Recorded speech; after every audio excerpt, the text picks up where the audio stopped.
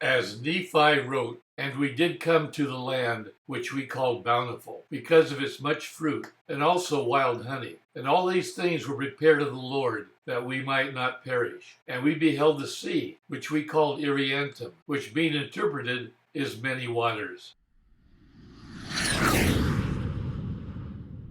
What ancient secret lurked within these caves, situated high above the Korori Inlet, along the hills, above the Garbib Plain, near Salalah, Oman? What unique substance did Nephi find here in these caves? And why did Nephi say, "All these things were prepared for the Lord, that we might not perish"? To understand this, we need to go back in time. It took Lehi 8 years after leaving Jerusalem and traveling down the Wadi Araba and across a forbidding desert to reach the sea, which they named Irreantum and called the area Bountiful, because of its much fruit and also its wild honey. Since this was an unoccupied area, and had been since Noah's flood that killed every living thing, including animals, birds, fish, and insects, where did the honey come from that Nephi found? Since honeybees do not migrate, nor do they hibernate or go dormant during the winter, though they stay inside their hive in a big huddle in their winter cluster, since there's no point in flying outside as there are no flowers in bloom and no pollen or nectar available. To understand where the bees that produced the honey at Korori came from, we need to go further back in time during the Tower of Babel, when men tried to build an edifice to heaven to escape future destruction, and the Lord confounded their languages. One man asked his brother to inquire of the Lord, who did not confound the language of Jared and his brother. But after they had gathered all their animals, caught flocks of birds, swarms of honeybees, which were indigenous to the area of Mesopotamia, and barrels of fish, led them away to a far-off promised land. When they reached the shore,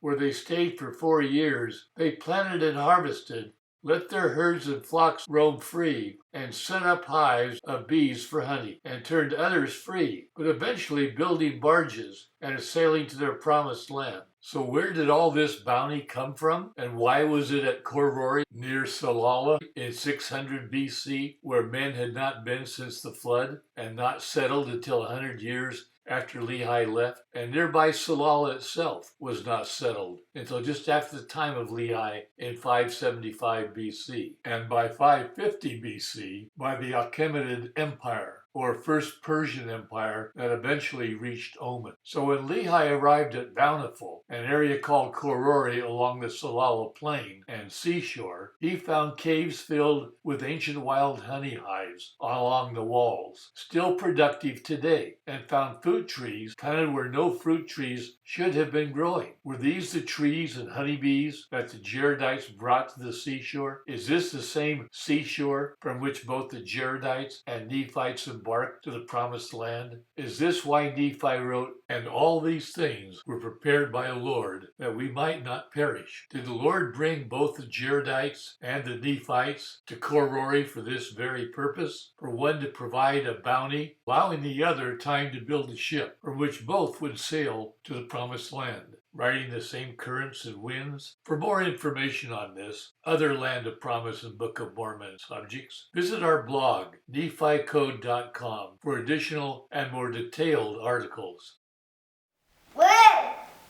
Hey, like and subscribe to Grandpa's video right now. You know, the button's just right here. Woohoo! Okay. Yeah.